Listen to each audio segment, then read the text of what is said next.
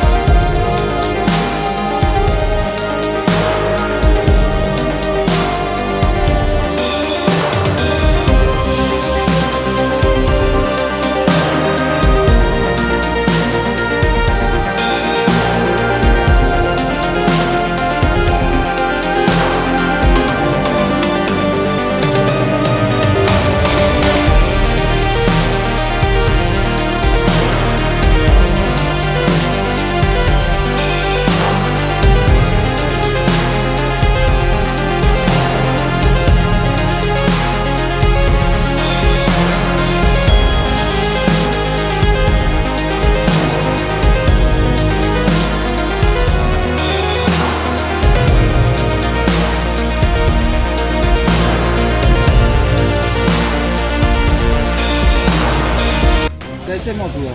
दारू पी के कल शाम को। कितने लोगों की मौत हुई है अभी तक? कितने लोगों की मौत हुई है गाँव में? 15-16 लोगों की मौत हुई है। घर कहाँ है? थोड़िया वैसे किससे मौत हुई है? दारू पीने के बाद मौत हुई। कहाँ पर लोग दारू पिया है? कहाँ पे पिया है लोग? दारू गाँव में ही मिलेगा।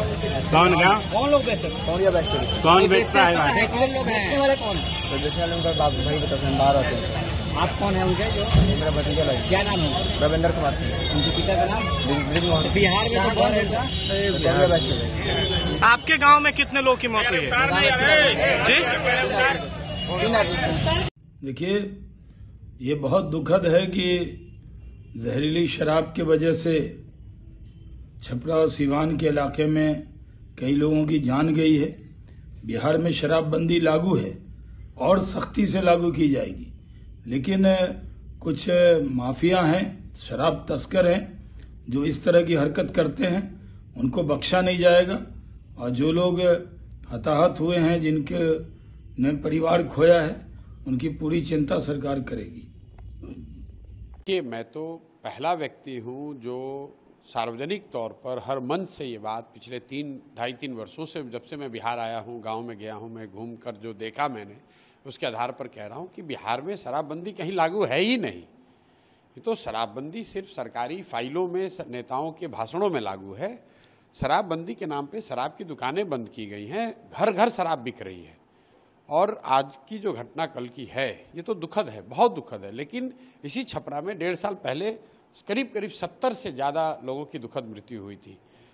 कोई बिहार का ऐसा जिला नहीं है, कोई ऐसा पंचायत नहीं है जहां पर जहरीली शराब से लोगों की मृत्यु नहीं हुई है। बहुत घटनाएं जब कुछ रिपोर्टेड हैं, बहुत घटनाओं का रिपोर्ट भी नहीं हुआ है। और ये तो मृत्यु जब एकदम एक तरह से एक्सट्रीम घटना है। लेकिन सामान्यतः जो घटिया क्वालिटी की शराब है, जो शराब माफिया जहरीली शराब या गलत तरह के शराब जो बेच रहे हैं ये लोग, इसके पीने से जो लोगों के स्वास्थ्य पर, उनके लिवर पे जो असर हो रहा है, इसकी तो कोई चर्चा ही नहीं हो रही है। और ये जो घर घर बिकने वाली शराब है, कहीं ना कहीं बिहार के समाज को, बिहार की सरकार को ये समझना होगा कि आप शराबबंदी के नाम पर दुकान बंद किए हुए हैं, हर घर में शराब बिक रही है और जहरीली और गलत शराब बिक रही है। 10 रुपए की शराब 100 रुपए में बिक रहा है। और ये सारा कुछ का फायदा किसको हो रहा है? फायदा यहाँ के भ्रष्ट अधिकारियों को हो रहा है, यहाँ के भ्रष्ट नेताओं को हो रहा है। और जो बहुत बड़े पैमाने पर शराब माफिया है यहाँ पर, जो इस शराब के धंधे से 15 से 20 हजार करोड़ रुपया कमा रहा है, ये लोगों की मिली भगत है, जिन्होंने एक ये भौकाल खड़ा किया हुआ है कि शराबबंदी पब्लिक चाहती है, अगर शराबबंदी के खिलाफ बोलिएगा तो वोट नहीं मिलेगा। इसीलिए जनसुराज में हम पहले दिन से कह रहे हैं कि भाई वोट मिले या ना मिले, ये निर्णय, शराबबंदी का निर्णय बिहार के पक्ष में नहीं है, बिहार के जनता के पक्ष में नहीं है। इससे पहली बात कि कहीं शराबबंदी है नहीं, घर घर में शराब बिक रही है और इस तरह के स्पूरियस लिकर से, जहरीली शराब के पीने से लोगों का स्वास्थ्य, उनकी मृत्यु हो रही है, उनके स्वास्थ्य को हानि हो रही है। सरकार का बिहार जैसे गरीब राज्य का हर साल 15 से 20 हजार करोड़ का नुकसान हो रहा है और ये पैसा अधिकारी, नेता और शराब माफिया लूट रहे हैं। और इतनी एक तरह से संवेदनहीनता आ गई है कि इतनी मौत की बाद, इतनी दुखद मृत्यु के बाद सरकार की ओर से, सरकार के मुखिया नीतीश कुमार वहां जाएंगे तक नहीं। पिछली बार करीब 70 लोगों की मृत्यु जब छपरा में हुई इसी जिले में, तो सरकार की ओर से कोई गया भी नहीं। कोई अधिकारी जाएगा, खाना पूर्ति करेंगे, फिर वही बात हो जाएगी। पूर्वी चंपारण में घटना हुई है, कोई बिहार का जिला नहीं है जहां ये घटना नहीं हुई है। बिल्कुल सरकार को पैसे की चिंता नहीं करनी चाहिए। सरकार में जो लोग हैं, जो भ्रष्टाचार से इसके जरिए पैसा कमा रहे हैं, उन पर लगाम लगाने का एक ही तरीका है, इस फर्जी शराबबंदी के कानून को हटाया जाए। शराब अगर बिकना है तो उसको रेगुलेटेड तरीके से बेचा जाए, ताकि कम से कम लोग गलत शराब ना पिए, किसी की मृत्यु ना हो।